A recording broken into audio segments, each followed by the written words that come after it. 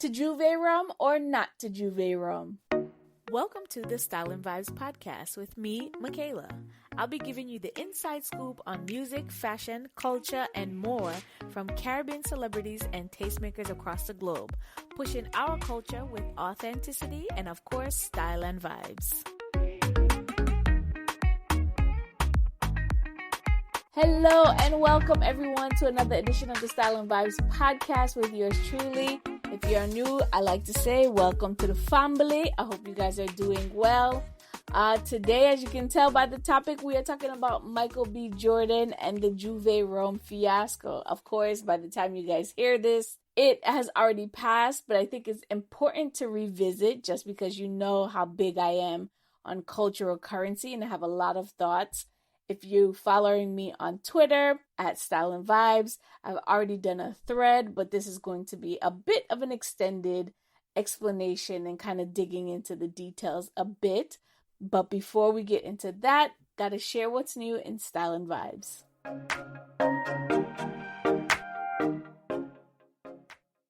Hitting heavy on the news front is the assassination of Haiti's president, Jovenel Moïse, and the attempted assassination of his wife. His wife is in critical condition in South Florida. She's being treated there. But the turmoil, and everything that has happened in Haiti in the last few days, and the story continues to unfold. There are still details at this time that I'm not aware of, but I'm really just watching the news to kind of see what is happening. What I do know is my thoughts and prayers are with the people of Haiti in the region and of the diaspora. Regardless of the political position you play, this is still a huge impact on the people. They have had numerous amounts of issues over, what seems like since their independence. And they're such a resilient people, one Caribbean people who have to stand together.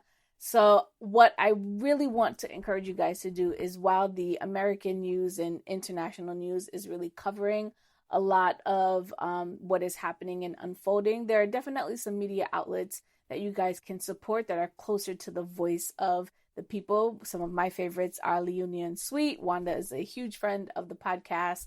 She does a really great job of covering and fact checking a lot of the things that she posts. Haitian Times, Woy Magazine, and those are just a few. So really seek out the information and make sure you get a better understanding on both sides of what is happening. A lot of those sites also do English and Creole. And then there are some that are Creole only. But I definitely encourage you to stay connected to the story, stay connected to the voices. And it's really a time to let the voices of people from Haiti really do their work and really serve out justice in this particular situation because it's layered in so many others as well. In other news, Sha'Carri Richardson will not be running in the Olympics this year due to failing her drug test for smoking marijuana. She has come out and admitted that she did so, going through some personal issues of losing her birth mother right before she ran her meet.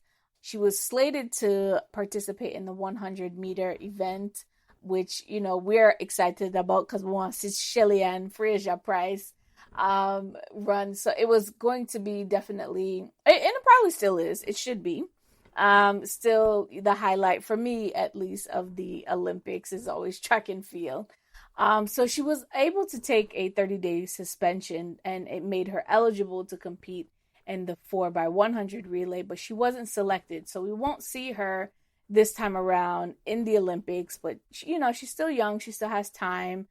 Definitely looking forward to seeing her in a future race. And she's garnered a lot of buzz already and a lot of support online. So, maybe she can use that as, part of her mission to kind of spread her message of whatever it is that may be. Nike has also kept her as an ambassador. So, it's not all gloom and doom for Sha'Carri. She still, has a lot ahead of her, and I think we'll see her on the Olympian stage in the near future. Well, in the future of when the next one is, but I'm sure this isn't the last we'll hear from her. If you want more news in your inbox, become a Style and Vibes insider by signing up to our newsletter. I share new music, things that I think you would enjoy, as well as more news with information and links to the actual articles themselves. I share some Caribbean brands that you might want to support. So make sure you sign up for the newsletter. It's definitely worth it. I send out an email every week. So it's definitely worth getting in your inbox. And you can read your little news in the morning with your coffee or your tea in the morning. I think you would like that. So make sure you guys sign up.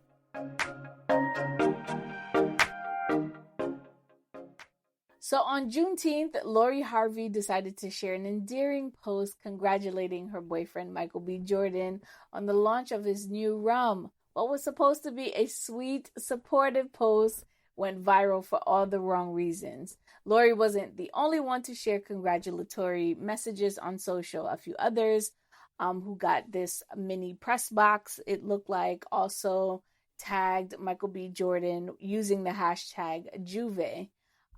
So of course, with the name associated to Michael B. Jordan, everyone's bells went off and antennas went up. The Trinity Massive and the wider Caribbean really went in on the stars, citing cultural appropriation of the beloved cultural celebration of Juve, because it is a celebration and he is taking it and using it in the rum category. So not only is he using the name, but there was also a trademark filing for rights to use Juve in the rum and spirits category with the U.S. Trademark Office. So as you can imagine, all the debates on social media ensued. Diaspora wars were reignited, petitions to block the trademark, and everything ended with Michael B. Jordan making a statement apologizing to the masses and taking the position to change the name, and he's in process of doing a relaunch. So all of this has already happened, but definitely is worth dissecting a bit. So the media circus has died down, but I still thought it was important to dissect all the aspects of this particular issue that's happening when it comes to cultural appropriation. It is very clear that, cultural preservation is important as a collective, but we're definitely vulnerable to appropriation when there's a lack of legal protection, especially in this global commerce space. Who has the rights to use? Who's trademarking? Who's profiting? And is it the right thing to do? And these are all questions that people were kind of debating, especially really and truly is this truly cultural appreciation or appropriation? And I think that it's still pretty split in terms of some people from the region, from Trinidad and Tobago, really saying it is or it isn't. So I wanted to kind of backtrack. I did a whole lot of research, just looking at the whole entire picture. And the first thing I thought is, well, what is Michael B's connection to the Caribbean or Caribbean people as a whole? And it turns out he is the owner and part investor of a restaurant in New York City called Last Lap.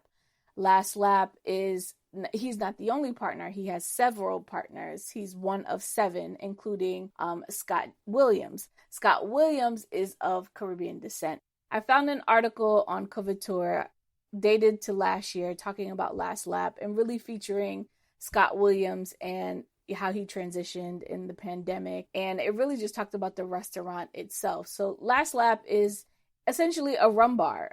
It's a upscale rum bar in Manhattan, and it's inspired by Trinidad and Tobago's annual carnival celebration. Last Lap kind of really means almost like the last round. We've seen restaurants and products named after Caribbean landmarks.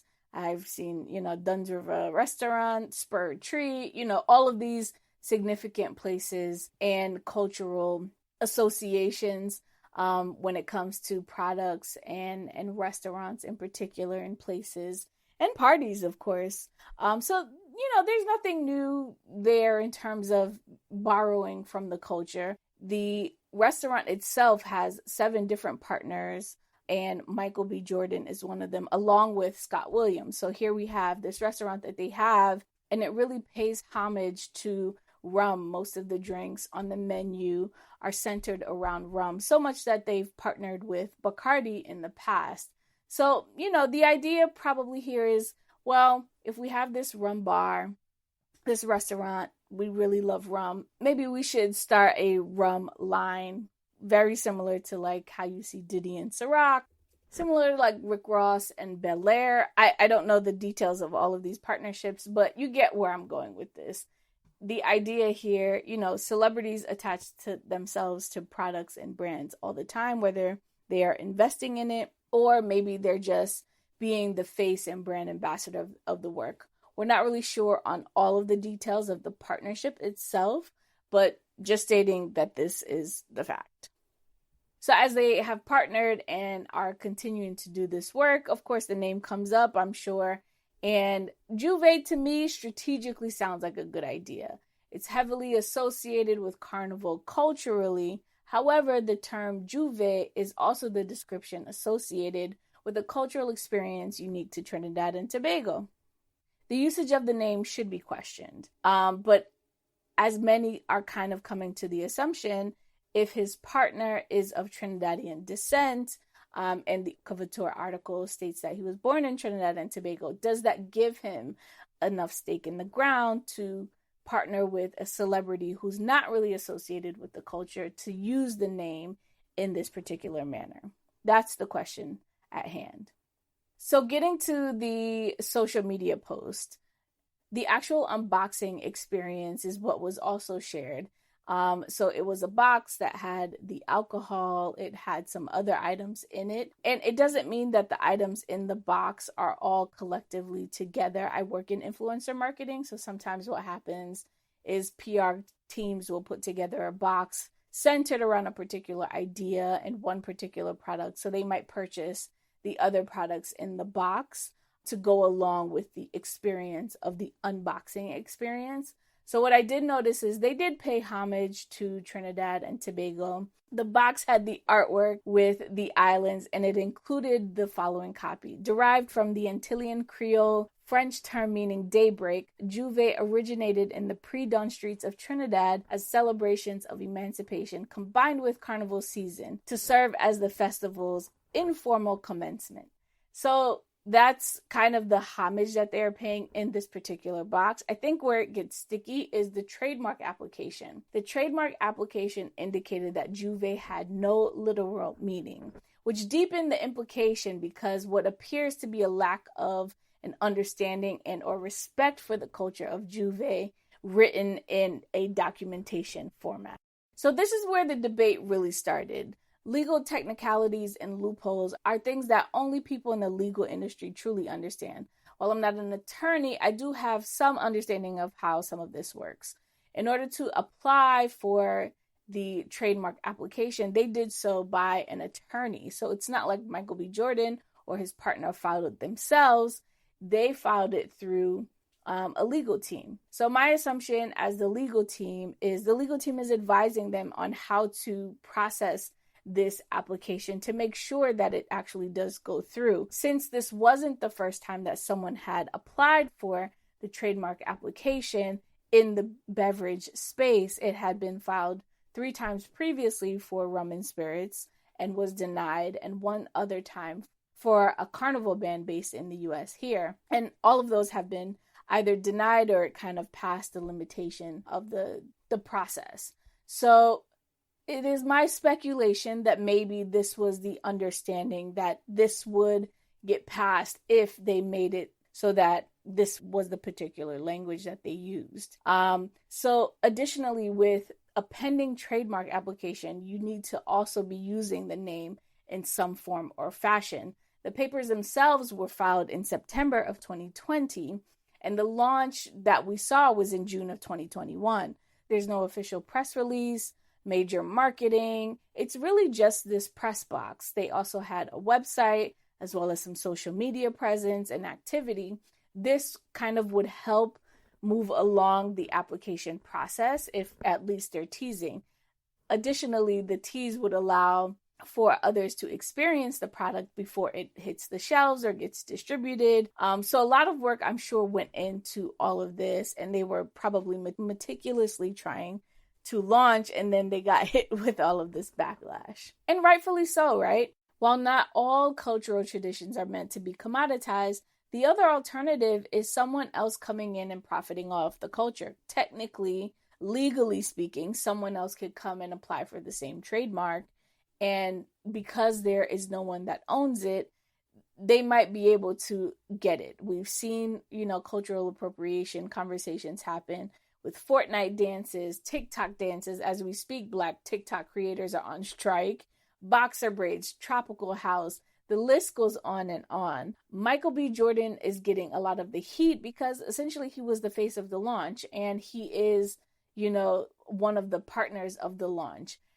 Michael B. Jordan aside, definitely the culture really had, and the people really in the community really have the right to be upset. But truth be told, there were no gatekeepers. Legally, the team did nothing wrong, but culturally, it wasn't well received. The other question I have is, does Scott have a birthright to protect a piece of his heritage? As one of the partners, does he have some stake in the ground in saying, I've studied this industry, I've studied our culture, and this is a great move that I wanted to make for the entire movement. But again, there was no connection, and people were blindsided by the launch because there was no visible connection between Michael B. Jordan and Carnival. You haven't seen pictures of him at Carnival enjoying soca music, enjoying the culture as a whole. I think that might have been received a little bit differently.